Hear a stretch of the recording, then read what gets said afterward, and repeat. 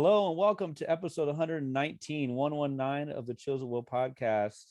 You are not seeing things. That is indeed the great Deesha Philyaw across the screen from me. A little bit about her. Her debut short story collection, The Secret Lives of Church Ladies, if you're watching at home, it's over my right shoulder, won the 2021 Faulkner Award for Fiction, the 2020-2021 Story Prize, and the 2020 LA Times Book Prize, the Art Seidenbaum Award for First Fiction, and was a finalist for the 2020 National Book Award for Fiction. The Secret Lives of Church Ladies focuses on Black women, sex, and the Black church, and is being adapted for television by HBO Max with Tessa Thompson executive producing. Deesha is also a Kimbilio Fiction Fellow and will be the 2022-2023 John and Renée Grisham Writer in Residence at the University of Mississippi. Go Bulldogs. Bulldogs? I don't know. I'm not there yet. Okay. Oh, okay. Oh, shoot. I didn't mean to put you on blast. Okay. The Bulldogs. Yeah, I think so. How are you today? Pete, I am great. Thank you so much for inviting me. Oh, man. It's so great to have you. And this might be one of the hardest questions to ask you all day. Was crab really $8 in 1984 in Florida? I mean, that was that was the big crabs. So that was like, you were getting the giant ones. You could get smaller ones for like $6 a dozen, you know? But that was one of the fact-checking questions my editor got stuck on. She was like, I cannot find verification of this. Are you sure? Oh my gosh. I was lucky to hear some of your earlier interviews and shout outs to your editor. Tell me her name again. I apologize. Yes, Sarah Georgie at West Virginia University Press. She is incredible. And it was a fantastic experience working with her. And she, she's the editor that writers dream of, and that she keeps your vision, she keeps the voices, but she makes it tighter and clearer and better. Yes. Wow. That's what it's all about, right? Yes. You obviously came in with some incredible work. It wasn't like she did it all. You had some incredible stories to come with. Were there 9 stories in the original? I know some of them were previously published. When we when we submitted a partial manuscript to West Virginia, there were 6 stories. Okay. 3 of them had been published previously. And so I got my book deal based on those 6 stories. And so then I needed to expand the collection to 35,000 words. There was one story that I decided wasn't as strong as the others. And I also wasn't interested enough in it to do the work of revising it. I had just lost interest. I didn't really see much potential for it. And so I had 5 stories and then wrote until I got to 35,000 words. And that was an additional 4 stories.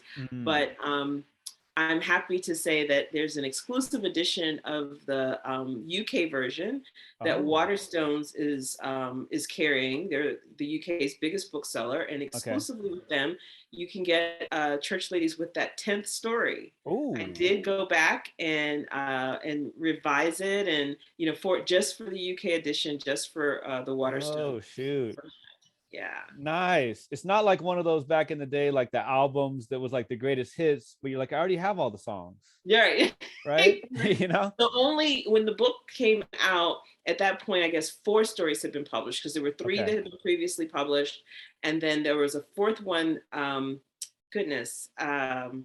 to Make Love to a Physicist, was published as like a promotional, like right before the book came out, at Barrel House magazine. Oh, I see. Okay. Yeah. Is it a situation, the idea of like, I mean, you're such a good writer, you have to be a perfectionist, I would think, in some ways. Do you even look at, let's say like the Barrel House one, or just any of your publications? Do you even look at that sometimes, and nothing to do with the editor, nothing to do with you, say, man, I could have changed that word, I could have changed that phrase? Or is it like, it's done? Yeah. With Barrel House published what was in the book, right? And I haven't looked back at the 3 stories that were previously published before the book came out. I mean, but there was not major editing anyway. So, but there are things that I go back and look at. Like I did a column for Literary Mama for 4 years. And, I look at it in my editor hat, and I'm just like, marking it all up. Absolutely. but with the fiction, but the stories in the collection, I'm happy with them as is. Eddie Levert, when Eddie Levert comes, is the one that it was the one I was least confident about. It was the hardest to write. And every now and then I still feel like, I don't know about the story. I love it. So, oh man, I'll probably remember by the time we're done tonight, but I was just today on Twitter, I saw an article that reminded me so much of the Eddie Levert one. Mm-hmm. It was about like an older family member connecting with the singer. I'll remember in a second, because I think it's totally reminded me of yours, which is obviously a great sign for your text, that it's like reminding people of other things. Yes. Art that begets other art, right? Yes, absolutely. Man. Well, we'll talk about, and I almost stumbled over the word debut. Like, okay, you just knocked it out of the park in your debut collection. It's not fair. No. But I'd love to go back a little bit. What, growing up in Jacksonville, Florida, and maybe other places, I'm not sure. What were you reading? What were you writing? Was it like a print-rich environment? No, I totally grew up working class. And but we were rich. I was rich in the fact that my family nurtured my love of books. I don't remember being introduced to books, but my mother told me I started reading when I was 3. And the first book I remember is there's a monster at the end of this book, with lovable furry old Grover. And I told my mom that many years ago, and she said, "You don't remember the Pigeon book?" And I was like, "No." And she was like, "You made me read that book a million times, but I don't remember the Pigeon book." So, I was introduced to just the world of words early. I remember reading, and I also remember Sesame Street, and I was just absolutely obsessed. And the library was a big part of my development. And so summers when I was too young to stay home, which probably was up until I was like 9 or 10, because I was a latchkey kid, and things were different back then. But younger, 9 and younger, in the summer, I would go to work with my grandmother, and she worked in a building that was on the next block from the main branch of the public library. Okay. And it was a big deal to be able to walk there by myself. And I would spend the whole work day there. So while my grandmother was working, I would sit on the floor of the library and just read. Same with my mother and her friends going to the mall. I hated shopping, but she made me come with her.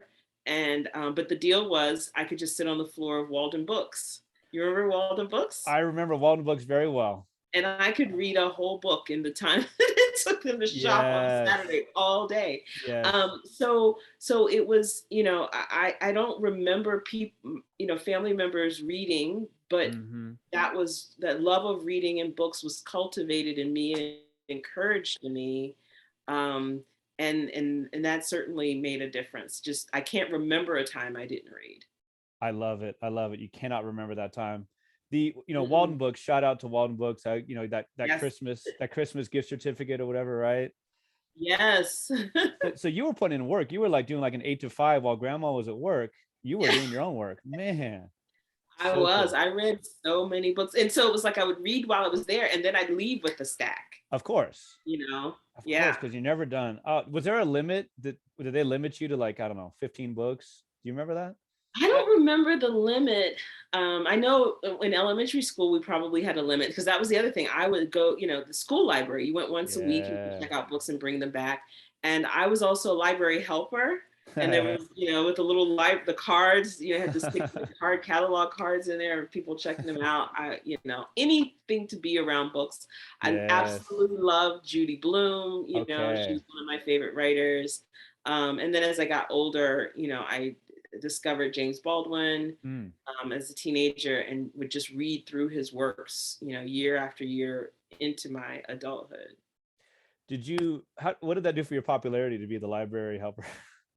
I kind of just tuned it out. I don't remember getting any grief at school, but in the summertime, I wanted to play school, which was having, read and do all the school stuff in the summertime. And my friends were like, "Are you kidding? We got out of school. We don't want to pretend to be in Yes. school." Yes. So, and I was an only child. So, Mm. if I was going to do that, I did it with my stuffed animals. Like I was the teacher Right, and I right, would right, right. read to them and record my little stories on my tape recorder and you remember the beep to turn the page when we had the headphones Mm-hmm. available? I did all Mm-hmm. of that. Mm. So yeah, I was obsessed and my friends thought I was weird.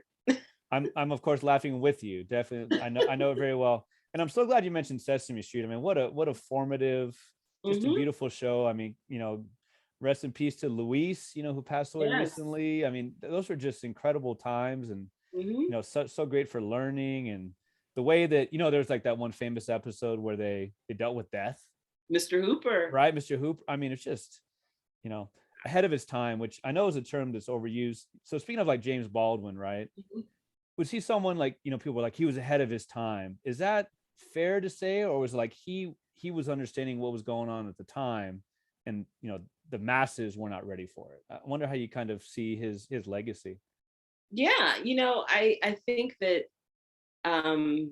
America collectively was not ready for James Baldwin, Mm-hmm. as someone who was outspoken, someone who was unapologetically Black, who told the truth about this country. And then, we also know that, he was a gay man. And so, you know, even within, and he was also very active in the civil rights movement. And Mm-hmm. so, we know that there were folks in that movement who were gay, who were closeted, or whatever. There were still barriers there. Mm. And so I think that just thinking about his work in that context, that what I take away is that he wasn't waiting for somebody to give him permission. Right. He knew that his writing was revolutionary. His writing was considered, radical. Mm-hmm. But he continued to, speak that truth to power. But then he was also still a product of, this environment in this country. And so, we also see footage of him with Nikki Giovanni, Mm. and other women taking him to task around issues to Uh-huh. do with gender. And because again, we're all human. Sure, And sure. so I just love that 360 view that we get of him, that he grappled with some of the same things that we're grappling with now, these intersections. Right, right. That and that race is not, we can't flatten race and just look at race. Mm. Many of us have, as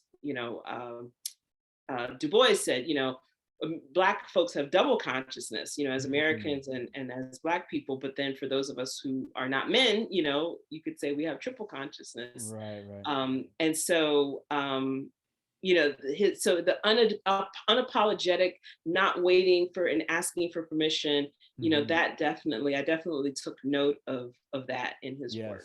yes. Yeah, I mean, definitely intersectionality before the term was Yes. commonly used, right? And man, what a singular person he was. Hmm. Like you said, just I his own. was sad because there was no internet in the 80s, and so I had these dreams that one day I was going to meet James Baldwin. Oh man. And I think I found out in like 1989 or 90 Oh that he had yes. died. He died in 1987. Mm-hmm. And I was just devastated because I just knew that he was, spent a lot of time in France. But I thought at some point I was going to go to New York. I was going to go to Harlem, and somehow he was still going to be there. Oh yeah. Oh yeah. Naivete. Oh my gosh. We we were doing, I would love to put a different name to it. My junior English class, we're doing, the American Dream, which, is so general, but some Hmm. really interesting things. And I showed them the James Baldwin, one of his debates, quote unquote. Hmm. And it was so classic because the guy he was debating was nice. He was a professor and he was nice, and he was, oh wait a minute. But it was this whole idea of like, I think of like Martin Luther King, like the Birmingham jail letter, right? Hmm. These nice people don't get things done, Right. right? Yeah. Like looking for decorum, right? And oh, wait a minute, that, and James Baldwin was just, my students and I were just like, whoa. Yeah. I mean, his oratory skills are just like, Right, because what's at stake it's human lives, and so there was an urgency there that being nice doesn't acknowledge. Right, right. Well, thank you for that. I'm wondering what else you were reading as a kid, adolescent. I mean, what Yeah. was really interesting you, thrilling you, challenging you? I was reading a lot of inappropriate things and I'm in the process of working on an essay about this. But I had a next door neighbor, like, in my house, I was the reader, Okay.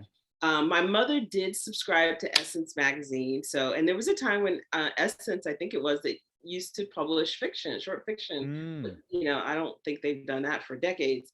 But my next door neighbor, who was also my godmother, I would go to her house sometimes, and she had a bookshelf, which to me was the idea of like having a library in your house was like amazing to me. But she didn't have kid books. And she never, said anything to me like, you can't read this or whatever. She just sort of left me to my own devices. But even at a young age, I kind of knew like the really kind of salacious things, to be thinking about it. So I would get a book and then like hide it under my shirt and then go in the bathroom and read it. And I read The Happy Hooker. I was in elementary school. I read Portnoy's Complaint. Like, I've heard things. I've heard things. Okay. Yeah. Yeah. And so my little mind was just blown. Like I didn't have the context to understand. I know there were, I understood anything to do with genitalia was risque. Jackie Collins books, she had a lot of Jackie Collins, and so I was introduced to those books way too early. So, way too early. Well, if I ever run for president or something, the picture that might ruin me, it wouldn't ruin me, it might help me. There's a picture of me and Fabio at the LAX airport. Oh my gosh. So I don't know if you ever read like he had the flowing locks. Oh yeah. This was probably 10 years ago. He was probably at least 50. That's a good looking man. That's a weave. He's got a weave. That's got to be a weave. I don't know. You might be right. You're probably right. But I'm guessing maybe you read a couple of those Fabio type, grocery store paperbacks, right? So I had standards. Like excuse me. Okay. Jackie Collins, I mean, so the high end romance. Yes, I got you. But no, I don't know what it was. I was not interested in the romance. Sure. I was definitely interested in the salacious stuff. And I think that's because that's what I read early on. And even there's some, some teen books, some YA books, Judy Blume's Forever was scandalous, and Wifey, which was not a YA book, but I was like, hey, it's Judy Blume, and I remember hiding some of these books, from my mother. I read Go Ask Alice, which was absolutely terrifying, and probably helped me be scared straight. Like, like, nope, I'm not trying any drugs ever. Yeah, that'll do it. Yeah. So, as I read, the books of the time. Well, yeah. I think obviously it's part of growing up that even the salacious, you can see, wow, there's talent here. Like, maybe at first it was story like that holds your interest, that grabs you, meanwhile, like I was bored to tears by the things that we were reading in school. Sure. I mean, we did read, I remember reading Richard Wright's, Native Son, and just being absolutely terrified by that. My 10th grade history teacher gave me a copy of the autobiography of Malcolm X. It was not part of our curriculum, though. I don't know what he saw in me, but he gave it to me. He's a white man, white history teacher, and he was like, you should read this. Wow. Yeah. What was it about that book, about other books in that, late high school, early college that just really thrilled you, and kind of like that double idea of like, man, I could never do this, and also I want to do this? Well, I didn't know at the time that I wanted to write. It did not, writing as a professional, as a thing I could do, didn't occur to me, because I think it was as a first generation college student, I was thinking very practically. And writing, to say I could be a writer was like me saying I could be Michael Jackson. It was just like in the stratosphere, Sure. The idea of going to college and like majoring in English or or AFAM history, you know, none of that was on my radar, because Mhm. even though I went to Yale and it's liberal arts, that concept was lost on me. I still, all I knew of college was that's how you get a job to make a lot of money. And so Mhm. I was very limited in my thinking. So it was like doctor, lawyer, you know, those kinds of things that were high profile careers that I had seen people do. Uh-huh. And for stability, for financial stability. And I didn't want to do any of that. And so I was like, business, yeah. So you know, I decided to major in econ, which is not the same thing as business, I now know. But you know, but reading those books growing up, what the difference they made for me was that it showed me how big the world was Mm, beyond my immediate world, mm, and it made me curious about the world beyond where I lived. right. It made me want to travel. It made me want to continue learning and growing, and and I think it kept me from seeing from playing small into from you know and Uh, not dreaming big, and dreaming and just saying, well, I need to see what's out there. You know, uh-huh. I didn't know exactly what it was going to be. Like, business is so vague, but I Mm. knew that I wanted something more. I love that, playing small. I love that. Yeah. I got to tread lightly here because I know there's the Yale Harvard rivalry. Is Yale like Skull and Bones and all those like secret societies? Yeah, I was in a Okay. secret society. Oh shoot. Well, we don't need to talk about it, I, right? I mean. I mean, that's all I can say. Okay. All right. Fair enough. I'll edit that out. No, No, you can leave that part in. Okay, that's funny. Okay, so yeah, in another interview I'd read that, kind of what you're talking about here, where you didn't necessarily have to be like a doctor or lawyer, but it's like practical, make money. Yeah. Um, and then, you didn't necessarily go into writing full time right away. Mm-mm. You obviously must have had signs though that you're really good at what you did. I mean, did you do like writing workshops? Was it all after college? Was all after, not only after college, but I was a mother of a toddler. Like, I was, you Hmm. know, in my late 20s. I was probably like 29, 30 when I said, okay, I'm going to start writing. But it was more like a hobby, you know, it was Uh, something cerebral that I could do for myself. Because I was at home with a young child all day. And it was the time that I kind of carved out for myself, and I would write stories. I was trying to write, not stories, I was trying to write a novel. That was mm, initially, that's what I was trying to do. mhm, And then within 5 years, I was getting divorced and needing to, you know, make a living. And I was like, I think I'm going to try and make a living at this. You mm. know, I'm going to try and build a career, because I found that, you know, writing went from providing an escape for me to just, couldn't imagine doing anything else. Right, right. Well, you made a good decision. Thanks. You made a great decision. I'm not the only one to tell you that, I'm sure. We'll get more into the book in just a minute for sure.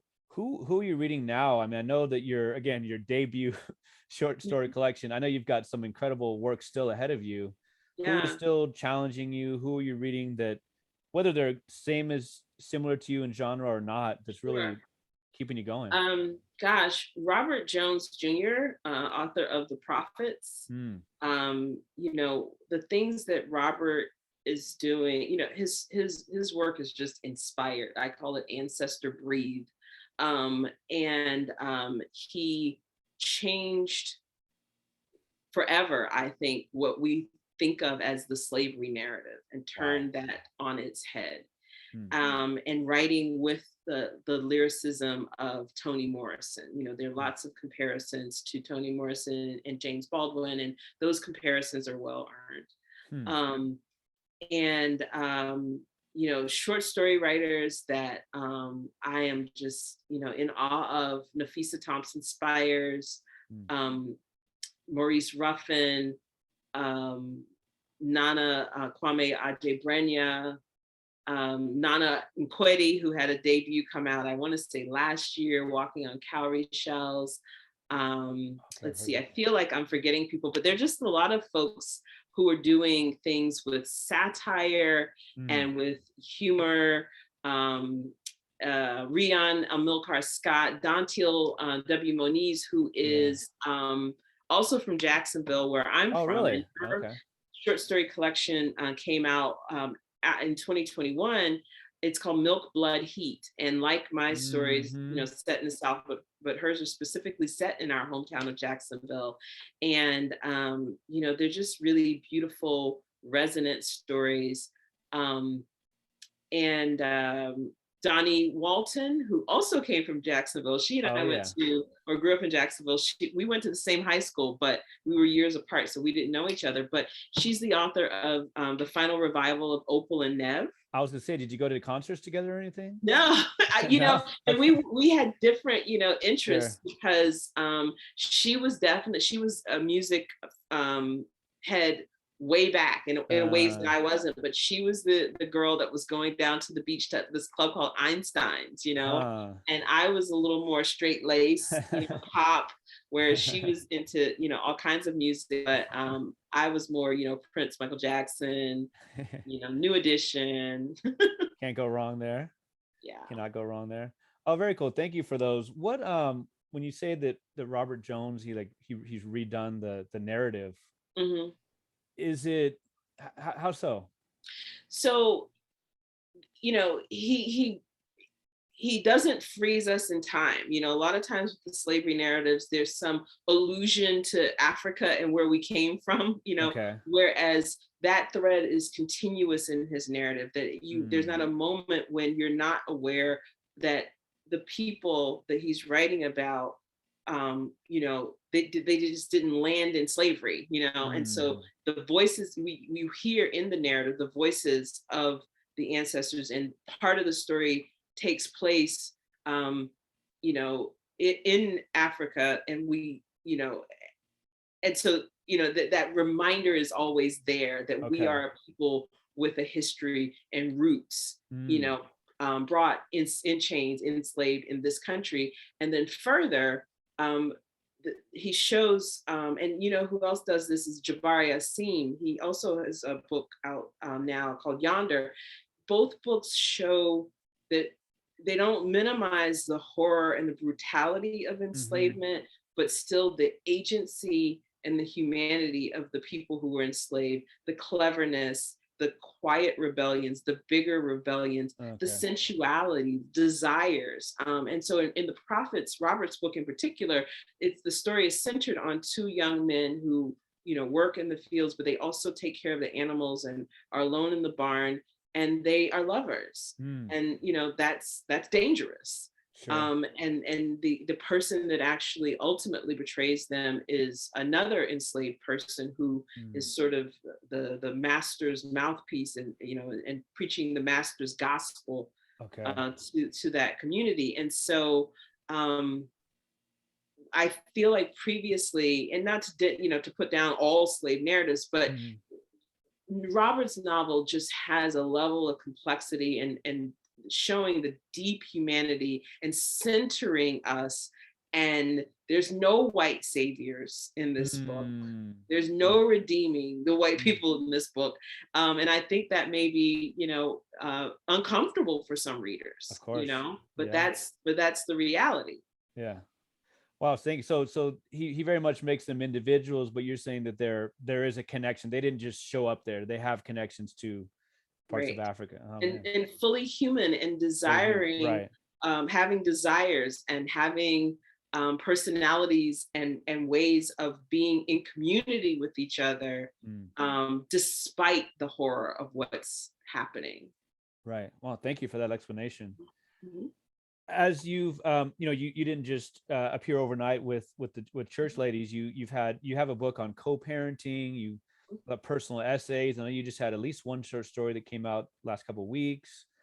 Varied interests. You worked in a computer firm or banking or both? I worked at a Fortune 200 bank in corporate communications. Okay, so varied interests, varied styles of writing, and what your work clearly does, like you just talked about with Robert Jones, is it's definitely an antidote to Eurocentrism, right? There, in the collection, there are, there's no need for the white savior. There's no, these are people who have their own interests and desires and all the above. You do a lot of what he just said, but with, maybe more modern day. How did your experiences, like in the real world, which sounds so generic, but I guess how have they informed your writing overall, and then we'll kind of Sure. transition into the church ladies. Well, I'll be blunt. I mean, my career experiences have made me want to write because I don't want to work for people. there you go. There you go. So there's that. But just there's so much freedom. I mean, this is what I've always wanted, which is to quote unquote just write, because most of the time, and I mean, I've been writing for 20 years and I've always had to, as most writers do, to do something else to make a living, because you're not making enough money from the writing alone to take care of yourself, much less a family. And so, working in corporate communications, it was a job that I took, and I did it for 3 years for some stability. Shortly before, the book sold, and then not long after that, I left. Like I literally just walked out in the middle of the day one day because of the politics and dynamics in that particular environment. And so, it certainly has been a motivator for me to I gotta figure out how this works, and so that I can have some stability, and it keeps perspective for me, right? Because while now, I don't have the stability of a salary, thankfully I can, do speaking engagements and things like that. And so that comes with its own challenges. Sure. But in the back of my mind it's certainly better than what I was doing before, know?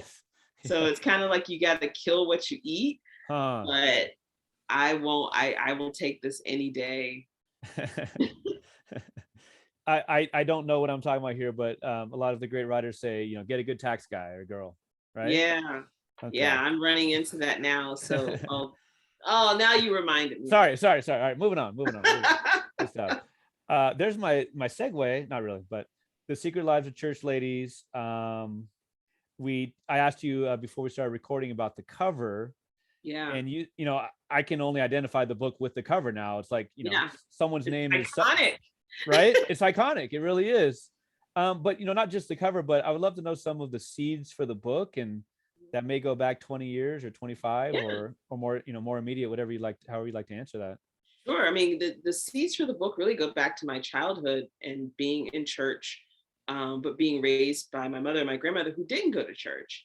And just sort of looking at all of these different women and trying to make sense of the church's teachings, which were very narrow and lots of binaries that didn't fit what I saw in real life. But, I'm looking at all these women and trying to see what's possible for me. And then there are all these rules. And then even as a child, I could see the double standards, gender double standards. I could see the hypocrisy. I could see the judgment. I heard the stories. And so, I didn't know how to reconcile a lot of what I was seeing and hearing, and wondering about these women and all these rules around sex. Did they like sex? Did they masturbate? I was very curious about their lives. Of course, I wasn't going to ask. And what was possible for me. And so, I quote unquote did everything right. I didn't have children until I was married, and I married a man. I married, heterosexually. And then there was still this current of dissatisfaction. And so when my youngest daughter, as I mentioned, was a toddler, I was kind of fueling the dissatisfaction, giving it to these characters who were the women that I had been so curious about growing up. Yes. And their voices were very strong. My grandmother's voice, and that's why there are 4 generations in the book.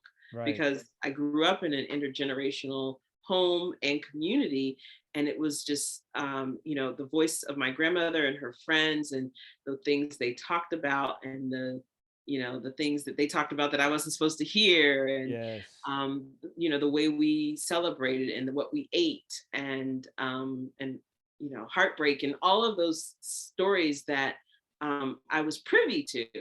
I was in a conversation prior to our conversation with a bunch of Black women, and we were talking about the two big rules growing up.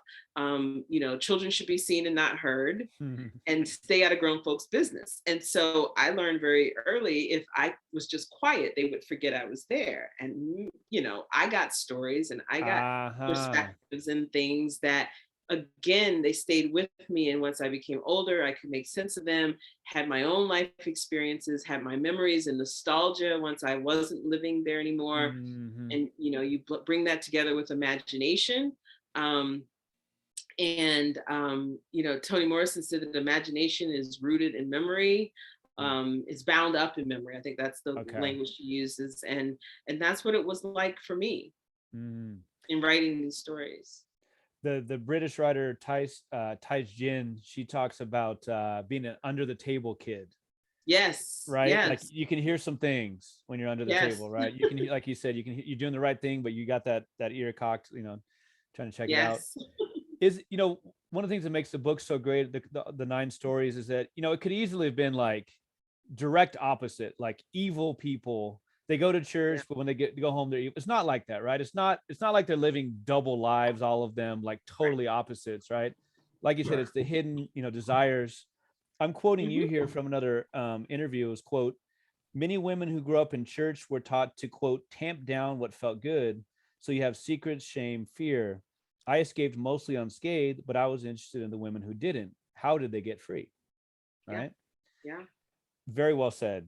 It must have been a pretty good writer who said that, The epigraph for the book, for the collection, is, "Let it be known, I did not fall from grace. I leapt to freedom." Let me just drop that mic real quick. From the autobiography of Eve, right? Did the epigraph come first? Did it inform the stories? Was it at the end? How's that connected? Yeah, the epigraph is last. I once I had the collection done and I was getting ready to send it to the publisher, I knew I needed an epigraph. And I wish that I could remember what I Googled, because I'm sure it would be a great story, but I Googled something and it probably had to do with Eve and changing the narrative or something like that. Are we talking biblical? Sorry to interrupt. We're talking biblical. The biblical Eve. Okay, right. Yes. And so, because I remember that I wanted something that reflected the fact that these narratives were centering women from their perspective through only our gaze, nobody else's gaze but ours. And so that's what that epigraph does. We look at the Eve story, which we've heard a million times, told from the perspective of someone else, Adam, blaming her, and Eve being cursed. That motherhood and womanhood is viewed as a curse. Eve being tempted by the snake, being fooled, all of this stuff where she is really marginalized and condemned in her own story. And so, in my stories, the women are moved from the margins to the center. And that quote from Ansel Elkins' poem does the same thing. It reframes the narrative of Eve, moves her to the center, gives us her perspective, which is, this was not a fall, this was a leap. And a leap is more empowered. A leap is active, it's not passive. Yes. And I just thought that perfectly encapsulated my view of the stories. Okay. The second to last story is called Instructions for Married Christian Husbands. And it's instructions. It's very, when you get here, like the lover, when you get here, do this, do that, right? Yeah. And am I right? We don't know much about the speaker. We don't necessarily need to. Well, so I didn't know much about her when I started writing the story, but then when I got to the part where she's saying, about me, here's what you need to know about me. Yes. There's a part where I wrote, I own a bakery and I make the best peach cobbler in town. And I had this aha moment. It's Olivia from Peach Cobbler, all grown up. And I did not plan that, but she stuck around and there she was. Right. Oh, I love that. I'd heard that on a previous interview, so I was already kind of ready for that. But I was like, oh, cool. I guess right. There's not a lot of exposition normally necessarily about her. Yeah. But like you talk about, she is her own woman. She has very little, very few, if any, moral qualms, right? Right. And she is her own person, and the stereotypical man who would act like that. She's saying, I'm going to do that. Mm-hmm. And the idea of, the husband is the one who's cheating on his wife. Mm-hmm. He's the one who is Christian in name, and he's Yes. with the Cub Scouts and the parish and the whole deal. Is, again, do you see that as like a moral failing on his part, or more like, hey, we need to be more inclusive? Not that we're going to condone adultery, but Right. is it more like, hey, we need more space to like allow people to be people, and not this binary that you talked about earlier? It's like I haven't really thought about his freedom in that. I think it's more the fact that she would be judged more harshly. Of course. And so, that's what kind of concerns me is, I think the reason that men can easily do what the men she sleeps with can do is because, yes, they have a lot to lose and they have a lot at stake. But Mm-hmm. we see how these things usually play out. There's forgiveness. Oh, yeah. The devil made me do it, and the devil is the woman. Mm-hmm. And so, yes, he has a lot more risk, and he's the one who's actually, breaking his vows and cheating. Mm-hmm. But we know that the stakes are still not as high for him in some ways. Yes. Right. And so that was more, what I'm wondering, what I'm curious about. That, that's my curiosity. And also I do mention the story starts with referencing to the wives, and so really looking at the wives and how they have positioned themselves as the opposite of the narrator. They are respectable women, and so it begs the question, the women who are doing everything right, why are these men cheating on them? What is that about? So it's not to pit the women against each other, because I think that's too easy, and I think we do that too often. Okay. But to really look at how we tell women they're supposed to be, and how do you keep a man, and again, if he were to get caught, his wife should bear none of the shame, and yet there would be these questions. Well, she must not have been satisfying him at home. Right. That, so she's got to carry the stigma and the burden and the shame, and so would the woman he was cheating with. But whereas all of it should be on him, but in reality, that's not usually what happens, especially if he's a man that has status, like a pastor or something like that. Right. Yeah, I mean, I'm trying to think of the male equivalent of homewrecker, and right, I don't think it exists. Right. And yeah, the idea of I appreciate how you bring in the wives into the mix as well. I mean, and ideas of victimhood and such. Am I correct that probably Peach Cobbler is like the best known of the stories? Yeah, when people tell me they have a favorite, it's usually that one. And the longest one, I believe, is about 35 pages. And it's an incredible retrospective. It's written from there's a flashback of sorts. There are flashbacks. The opening line is, you must have patted yourself on the back for that one, right? That's a fun one. I just read the translation of it in French. The French edition of the book came out, and that was kind of fun because I know a little French, and so it was. I was curious. When the books arrived, I turned directly to that page just to see how that line would read. Yes. Can you quote the line verbatim or? Sure. My mother made a peach cobbler so good it made God himself cheat on his wife. And that, of course, was the pastor, yes. Troy Neely, right? Troy Neely? Yes. Our young narrator thinks he's God because she's so young that she sees this man in the pulpit who talks about God and who thunders and when he speaks, and she conflates the two.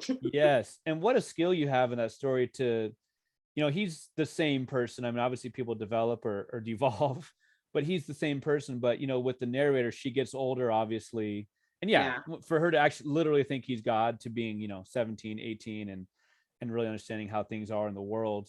Yeah. The mom lived a tough life. Am I oversimplifying it to say that, she'd had a tough life and it was kind of like, hey, you're going to have to learn the same way I did. She wasn't sweet. Yeah. Like her cobbler was, she was tough, and there's a lot there about crumbs and the crumbs of life. Mm-hmm. I wonder a little bit about the backstory of the mom, maybe just in your head. Yeah. Like, was it kind of like, I suffered, you're going to suffer too?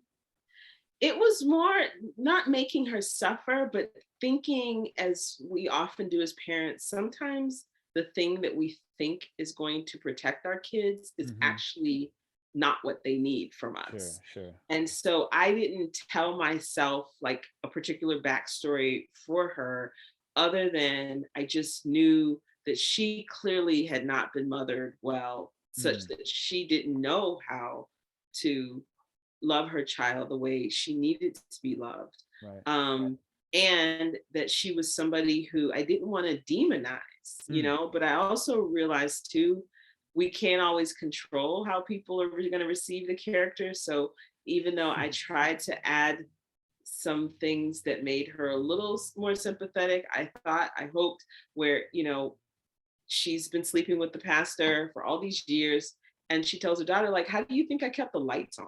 yeah.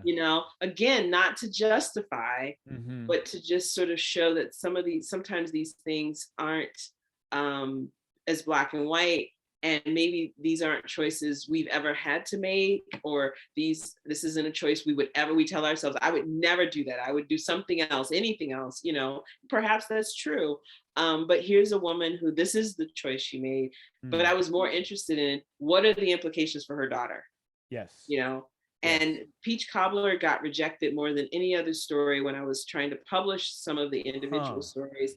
And when I did get a reason for the rejection, it was usually, we just don't understand this mother. No mother would ever act that way. Well, I mean, mothers do terrible things, Oh, yes. so Yes, they that's do. not true. But Yeah. I wasn't interested in like doing a whole detour and backstory of her mother's past, of why she would Mm-hmm. be this way, Mm-hmm. because this was Olivia's story, and I Yes. wanted us as readers to experience her mother the way she did. And our parents are mysteries to us for the most part.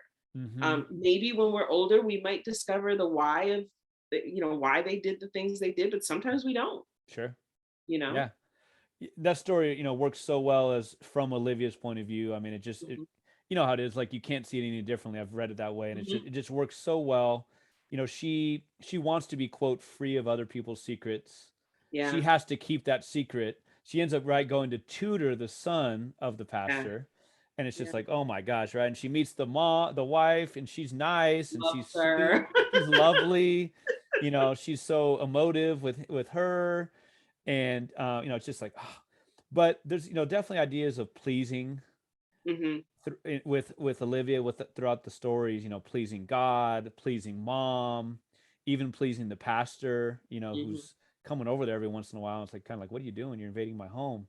um, but I wonder where the idea of pleasing others came through, like, where you kind of, was that really like one of your aims, one of your goals, to have that as a theme?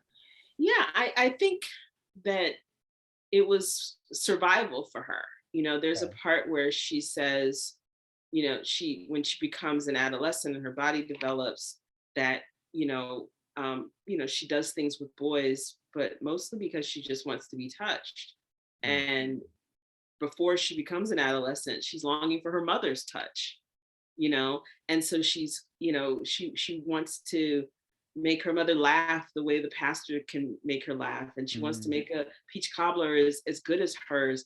And it's a matter of just wanting the connection and wanting to be loved. Mm-hmm. And so people pleasing is what she knows to try to do. Yeah. And then, as she gets older and she's put in that awful situation where she, has to go tutor her mother's lover's son, or mother's married lover's son at his home with his wife. She's resentful. Of course. She's resentful of her mother. She resents the pastor. She feels guilty in front of this wife, Yeah. even though, it's not her fault. But then, she becomes attracted to the son, and again, she's just trying to get her needs met. Mm. And I Yes. think as we see her later and again, I didn't plan it, but it makes sense. We see her later in instructions. Mm-hmm. She's the opposite of a people pleaser. She's making the rules, you know? Yes. And I think that was her attempt to control things. So it's like, I'm going to make this, you know, I'm going to have some agency here. I couldn't control my circumstances before, but I can control them now. Yes. You talked about Eddie Levert's story having maybe some trouble, or I just really enjoyed that story so much, or appreciated, loved, all the above. So I got to tell you, I was by myself reading, and I probably went like, woo, because because you did oh God, I'm forgetting the song. My wife's gonna Forever Mine. Forever Mine was one of the three, was part of the medley for our wedding. Oh, it's one of my favorite songs ever. Oh man. I don't know if you ever seen the Steve Harvey bit where he talks about back in the day they used to have the one mic. Right? No, I haven't seen that. So, so I was watching the video for that after reading the story, and they back in the day it'd be like they'd all be singing, they do the spin and like come back to one mic. Yep. Right? You compare that to nowadays, everyone's got their own mic. But anyways, but so it's Mama and his daughter, as if that's their given names, right? And I mean, is it safe? She has dementia. There was a specific name given, right? Yeah, she has Alzheimer's. Oh no, there's a specific kind of dementia. I forget. I looked that up and I can't remember it now. I gotcha. But there's just something that's so sad and just moving about dementia. And it sounds like they clearly had their troubles, mama and daughter. Yeah. And one of the quotes that was so well done was, quote, "The zeal of the newly converted is bewildering to the children of the newly converted." Right. So mama back in the day kind of had a change of heart, wanted to, get more straight, get with God, that kind of thing. But just like, okay, mom hurt daughter big time. But that's your mom.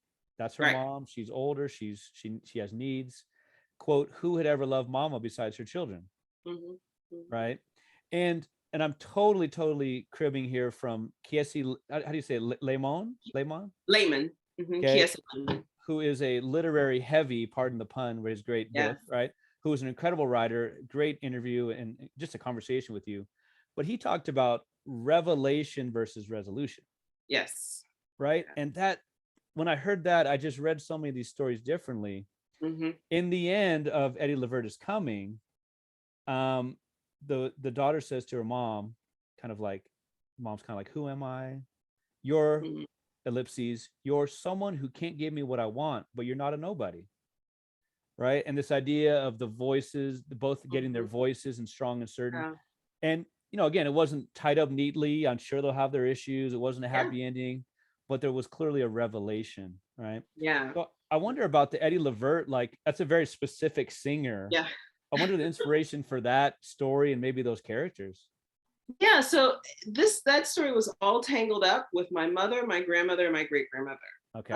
Eddie Levert, the OJs was my mother's favorite group, hands down. So growing up, they were my favorite group. I love the OJs because my mother loved the OJs. My mother and my grandmother had a very complicated relationship, but they lived together my mother's entire life. My grandmother died first, but when my mother moved out left the house that we had been in for 4 generations at that point, I think 4 generations, 5 generations in that house. And then when my mother moved out at 49, she took my grandmother with her. And so they were all enmeshed. My great grandmother left my grandmother as an infant with her father's family, her grandparents on that side.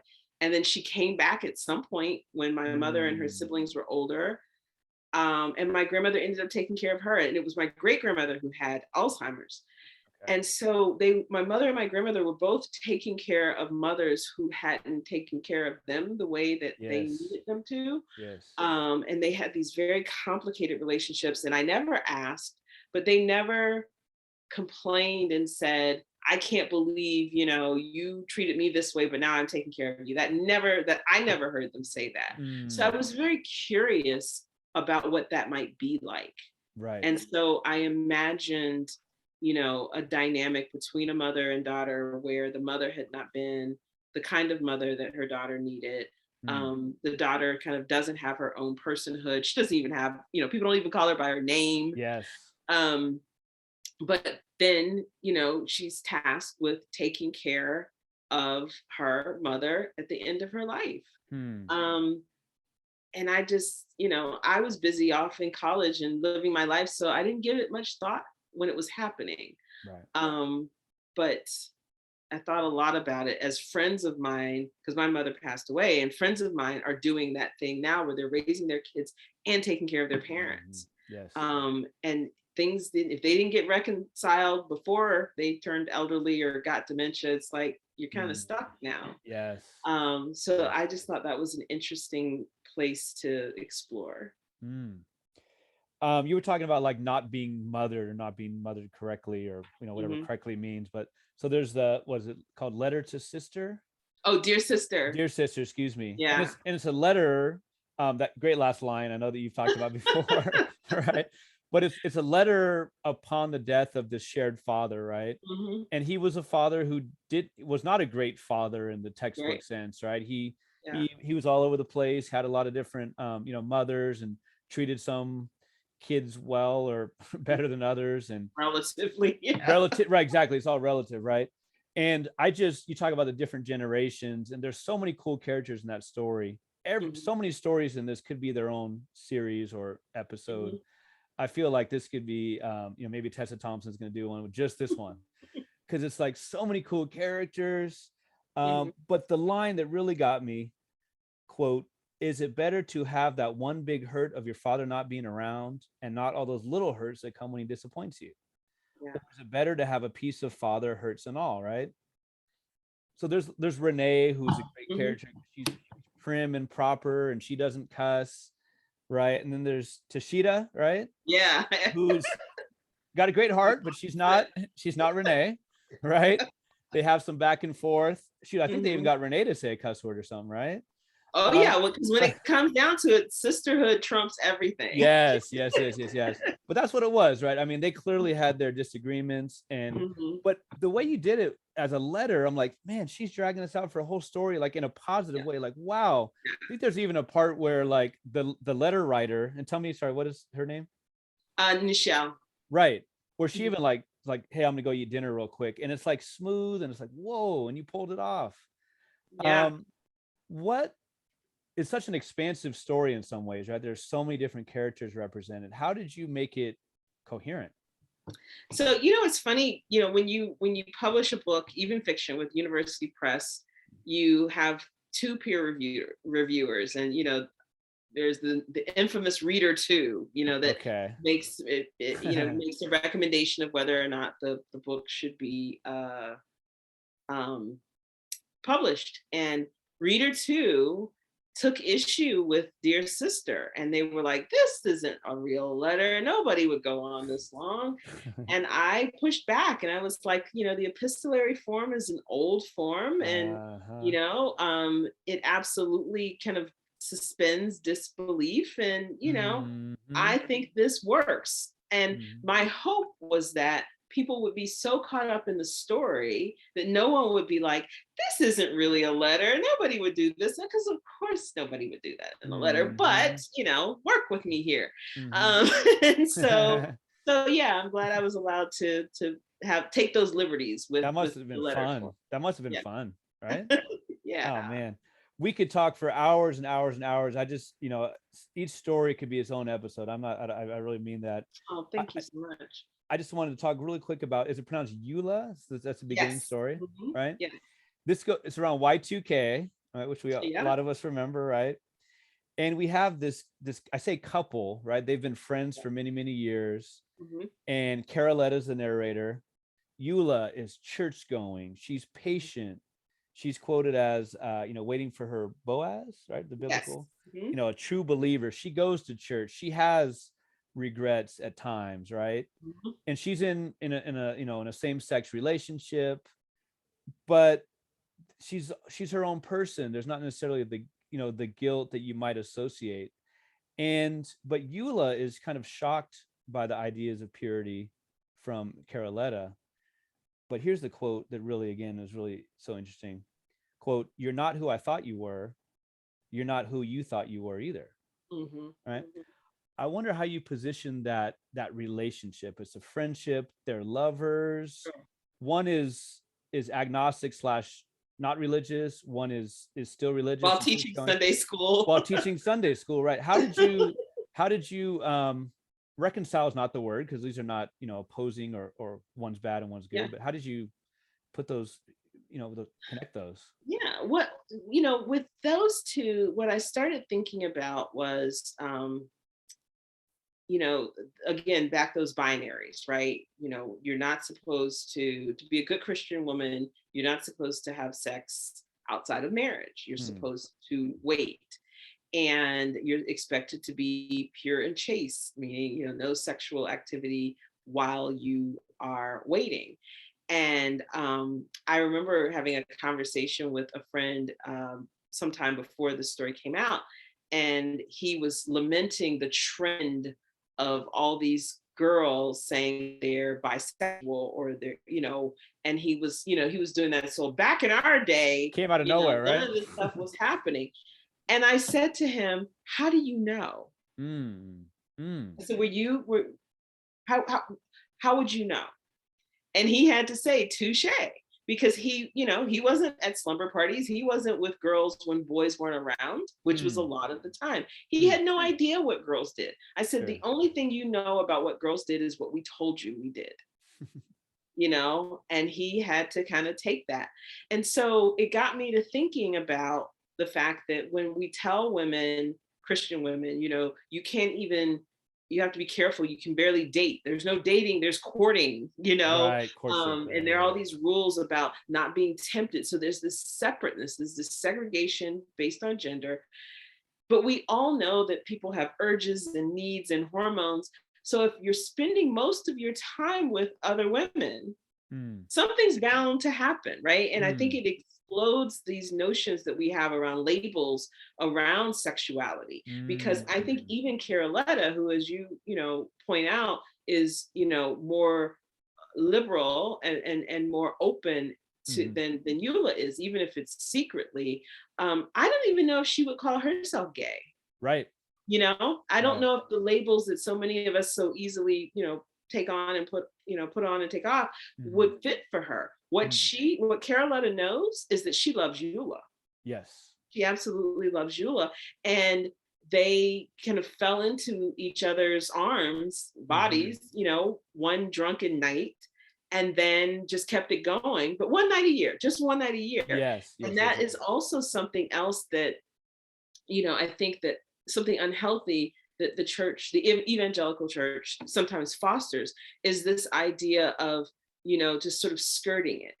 We can do this thing, but we got to pray about it and ask for forgiveness before we do it. I remember in college, there were religious couples that would have sex either before pray either before or after they had sex outside of marriage. So these weird things that the church would have people doing. And so I think that was what Eula and Caroletta did, which was, well, we're only doing this once a year. That's sort of the I see. The sort of the deal they strike, story that they tell themselves to, at least Eula, to make it okay. Yes. And so in a way, it sort of infantilizes people, these kinds of rules and restrictions that don't honor us as fully human people with a range of needs, including sexual needs and desires that are just perfectly normal. When we literally demonize those things, people do all sorts of things to try and get their needs met. But wait, there was no sex in the Bible, right? So speaking of biblical, Jael, yes, she had no such qualms about being open about her business. And what a great I don't know, maybe juxtaposition is not the word, but you have the two narrators of that story, she and her grandma, right? Great grandma, excuse me. Yeah. And this idea of like traumas through generations, and the great grandma really trying to like you talk about, really kind of rein her in, like, hey, wait a minute, you're out there doing these things. What a great story. I could see it being like a thriller, without giving away too much. Like, in reading that story, am I going to get called to like a court case? Like does Jael, I don't know, you can say as much as you want about that, but that the way that you set up, is it Jamie? Yeah. Right? The way you set him up as not like overly sleazy, but sleazy enough. Yeah. And just the way that ending, I was like, whoa, I got to read. Okay. Yeah. But just the idea of like those people that are kind of like self-appointed to help, right? Yes. To help the wayward girl, to help the wayward boy. And just you got like a thriller in you, or a mystery book book too, because that one was really well done. Thank you. I love snowfall.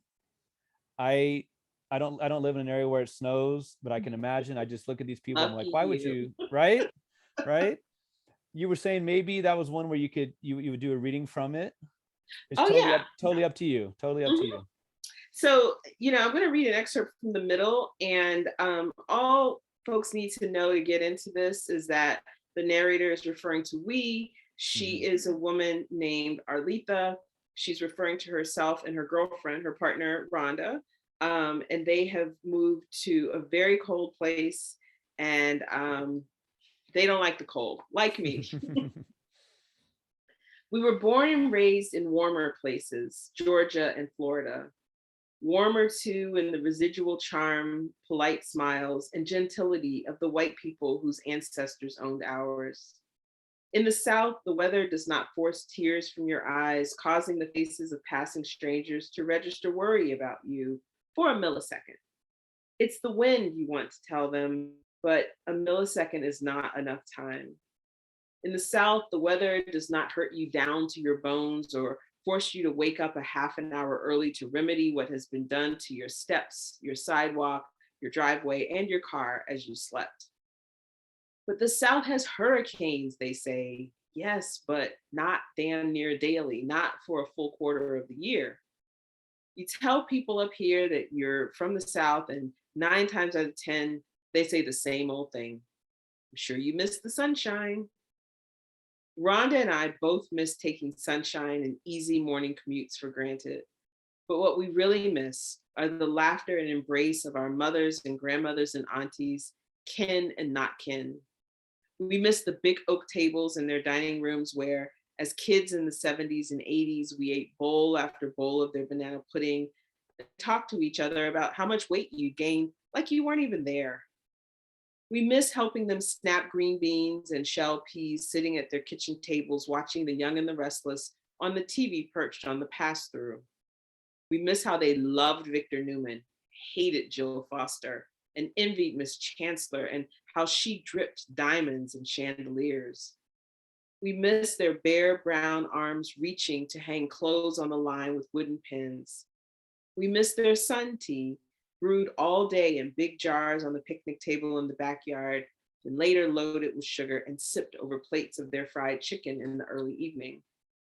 We miss lying next to them at night in their 4-poster beds with 2 soft mattresses covered by iron sheets and 3-generation-old blankets.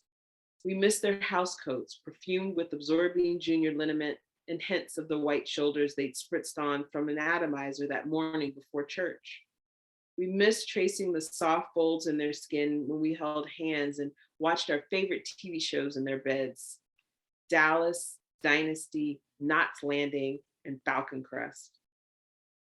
We miss how they laughed and were easy with each other, how their friendships lasted lifetimes, outlasting wayward husbands and ungrateful children. Outlasted that time Alma caught Joe cheating, and she whacked him on the top of the head with the sword he brought back from the war, but he told the people at the hospital he didn't know who did it. Outlasted having to hide your medicine bottles in your shoes because otherwise 7 of your 9 children were liable to steal them. We miss how they seemed to judge everyone but themselves. Or maybe that judgment was in the nerve pills they procured from the Chinese doctor on Bay Street who didn't ask questions. We miss their furtive cups of brown liquor on Friday and unabashed cries for Jesus come Sunday.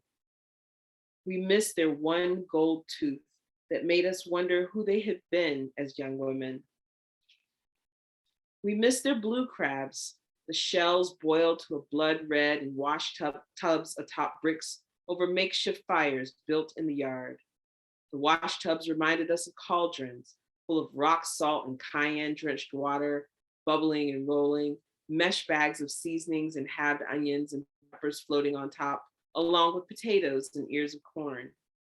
We miss how they stood over those cauldrons like witches stirring a potion, with sweat beading on the tips of their noses and smoke swirling around their hands and wrists. They wielded long handled spoons to press the frantic flailing crabs toward their deaths. We miss how they made our Easter dresses and pound cakes and a way out of no way. But we lost all those things when we chose each other. Only the memories remain, which is why, even though we grew up in different places, so many of our bedtime conversations start with, remember when?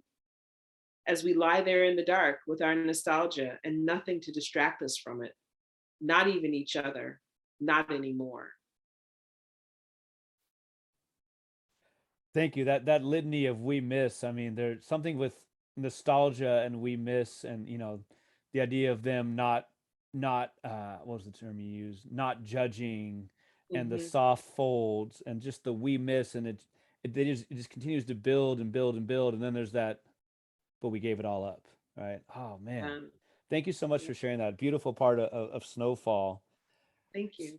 So future projects, I know that the collection is going to a series, or I want to know, like, are we talking like Justin Bieber peaches? Are we talking 112 peaches and cream? Like, do we have a theme song yet?